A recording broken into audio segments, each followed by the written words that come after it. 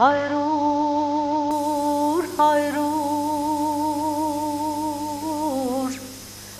Երգը լեզվին հավասար ժողովրդի ինքնության կարևորագույն ցուցիչներից է։ Այսինքն երգով կարող է որոշարկվել, կարող է հստակվել պատկերացումը տվյալ ժողովրդի մասին։ Բայց չեմ կարծում, որ մենք այսօր հայ ժողովրդական երգ ասելով հստակ եւ որոշակի պատկերացնում ենք որ երգերի մասին է խոսքը։ Ես նկատի ունեմ այն երգերը, որոնք որևէ ժամանակից դուրս են, երբ մենք ասում ենք դարավոր հազարամյակների։ Եվ նկատի ունեմ այն երգը, որ իր հետ բերում է եւ արդեն երաժշտագիտության մեջ, բանագիտության մեջ հստակված է, որպես գեղեցկական երգ, որտեղ գուսանական էլ կա, քաղաքային հայրեն էլ կա, տարբեր տեսակների մասին չի խոսքը, գեղեցկական։ Ինչու գեղեցկականի մասին եմ ուզում խոսել, որտեղ համենայն դեպս Կոմիտասով եւ նաեւ մերօրյա զարթոնքով, որ կոչվեց ազգագրական երգ խմբերի միջոցով, նաեւ անցավ պրոֆեսիոնալ երգիչների եւ բեմահարթակ ելավ նաեւ մշակումներով Թաթուլ Ալթունյանի երգի բարի անսամբլից սկսած այդ գեղեցկական շերտը ավելի քան ծանոթ է ժողովրդին։ Բայց նույնիսկ այդ շերտի մեջ կան երգեր, մեկը չէ, երկուսը չէ, հարյուրավոր երգեր կան, որ մենք նույնիսկ տեղյակ չենք, որ այդպիսի մեղեդային կառույց կարող է լինել, այդպիսի ասելիք կարող է լինել, այդպիսի երգաոճ կարող է լինել, այդպիսի երգեցողական դպրոց կարող է լինել։ Հայրուր, հայրուր Երգչուհիները, երգիչները շատ անգամ կարծում են, թե ժողովրդական երգը ինչ դժվար է որ կատարել, միաձայն երգ է, սովորեմ կատարել։ Բայց չեն հասկանում, որ դա յուրահատուկ աշխարհ է, զգալ պետք է այդ աշխարհը։ Բացի դրանից նա ունի իր ելևեջային նրբությունները, ինտոնացիոն նրբությունները, որոնք ես կաշխատեմ պարզաբանել, չնայած դժվար է, որովհետև պրոֆեսիոնալ երգիչը իր ձայնի դրվածքը իրականացնում է դաշնամուրի լարվածքի համեմատ, եվրոպական երաժշտության ընդունված համակարգով։ Բայց ժողովրդական երգը յուրահատուկ ելևեջային կազմ ունի։ Ժողովրդական երգչի երգածը չի համընկնում դաշնամուրով նվագածի հետ նույն երգի։ Սա ինչ է նշանակում, որ միկրոինտոնացիոն փոփոխություններ կան երգի ամենի աստիճանի մեջ։ Այսինքն տոհմիկ երգ կոչեմ ես դա, տոհմիկ երգի տարածքի մասին քիչ թե շատ ամբողջական պատկերացում կարող է ունենալ միայն այդ երգի մասնագետը, այն ևս եթե 30-40 տարի անընդհատ այդ երգի հետ է շփվում։ Բանագետ երաժշտագետը, որ ժողովրդական երգարվեստով է զբաղվում, բանագետը, որ տեքստով է զբաղվում, սա մասնագիտություն է։ Երգահաններ են հրատարակվում, բայց միջավայրի մասին է խոսքը։ Իմ ամբողջ հոգսը միջավայրի մասին է։ Երաժշտական միջավայրում արդյոք գոնե կիսով չափ հստակ պատկերացում կա այդ դարավոր եւ հազարամյակների տոհմիկ երգի մասին։ Ժողովրդական կատարումը, մեր հայկական ժողովրդական կատարումը ունի իր ոճը, իր հնչողության աշխարհը, ունի իր ռիթմական զգացողությունը, ունի իր ձայն արտաբերման տեսակը, կրծքային, գեղեցիկ, առանց կոկորդային խաղերի, առանց գլխային երևույթների, նմանակել օտարներին հայկական երգը երգել թրքավարի, երգել գրդավարի հայերեն չի ստացվում։ Արդեն խեղվում, աղավաղվում է հայկական երգը։ Ուրեմն այստեղ շատ նուրբ ոճի ընկալման խնդիր է առաջանում եւ ճաշակ, ազգային ճաշակ։ Հայրուր հայրուր, հայրուր։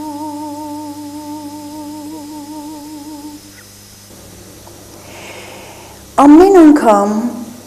82 տարեկան շատախցի մի կնոջ ասածը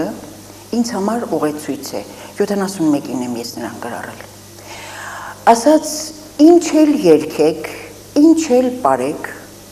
ոչ մեզ նման կերքեք, ոչ մեզ նման կպարեք։ Սա անշուշտ ամենաբնական պայքարն է սերունդների, այսինքն հայրերի զավակների պայքար է կոչվում։ Սա նախորդ սերնդի բողոքը չէր այսօրվա բեմից, ուրեմն նա տեղյակ էր ինչ է կատարվում բեմում։ Երգի պարով լցված էր բեմը, ռադիոհեռուստատեսությամբ, դա 71-ին էր, ինքը լավատեղյակ էր։ Համենայն դեպս նա համեմատելու բան ուներ։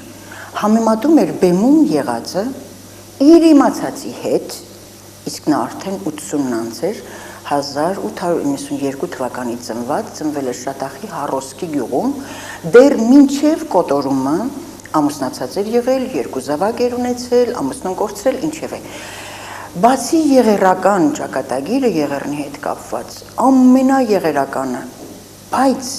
երգի այնպիսի մի շտեմարան էր այդ կինը, նաև էպոս էր պատմում եւ բացառիկ վիպասած էր, որտեղ երգելով պատմեց։ Երբ պատմելը ընդհատեց ու սկսեց երգել Հովանի ափսոսանքը, 3 բանահավաք էինք նստած, Սարգիս Հարությունյանը, արձակագիր Զորայր Խալափյանը եւ ես, 3-ս ուղղակի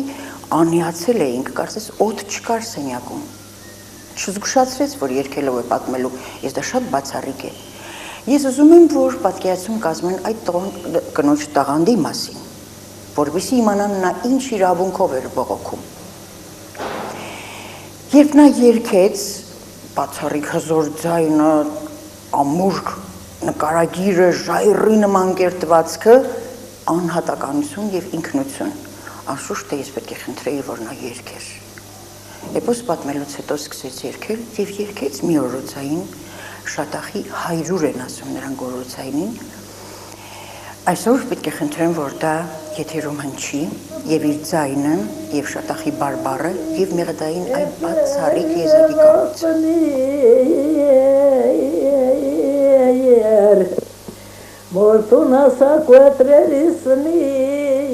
Ինչպես այդ բարդ ու բարդ մեղեդին 12 տուն էր այդ օրոցայինը։ Եվ բարդագույն տեքստ շողշողուն հայրենի կառույցի, երկրորդ տունը ճիշտ Կոմիտասի գրառած Անտոնին էր, սիրտս նման էին փլաստներ, կոտրեր, գերաններ, խախտերեսներ եւ այլն, հայտնի երկատունը։ 12 տունը, ուրեմն եւ պանդխտության, եւ լալիքի երգերից, որ ողբերք են, մեկ տունը բուն օրոցային չէր, սիրո հայրենների հասավ։ 9-րդ երկատունը արդեն սիրո հայրեն էր։ Եվ հետաքրքիր մի բան եղավ, ես այնքան հուզված էի, իր երգից լաց էի լինում։ Երգը ընդհատեց, այդպես էլ կա ձայնագրության մեջ, ասաց, միլա որդիս, եթե ես այս մասին չպատմեմ, իր երգի ազդեցության մասին, լաց էին լինում նաև երկու մյուս բանավակները։ Գտվա, որ նա լաց եղող օրոցի մանուկին է ասում։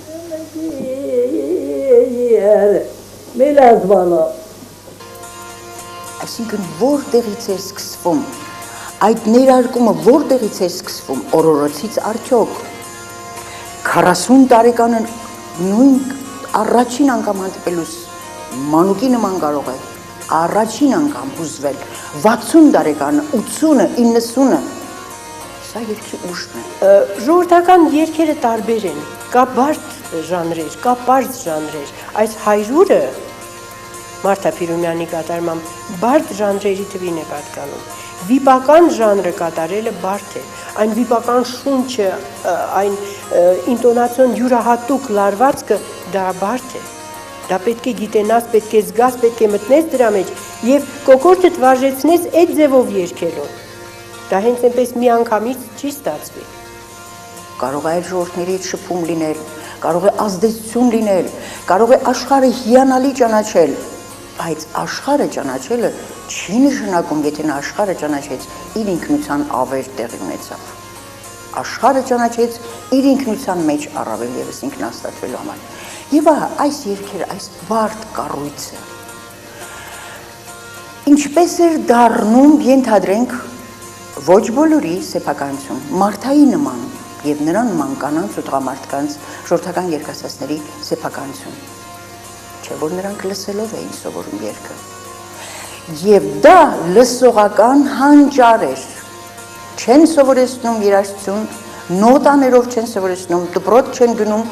եւ երգը փոխանցվում է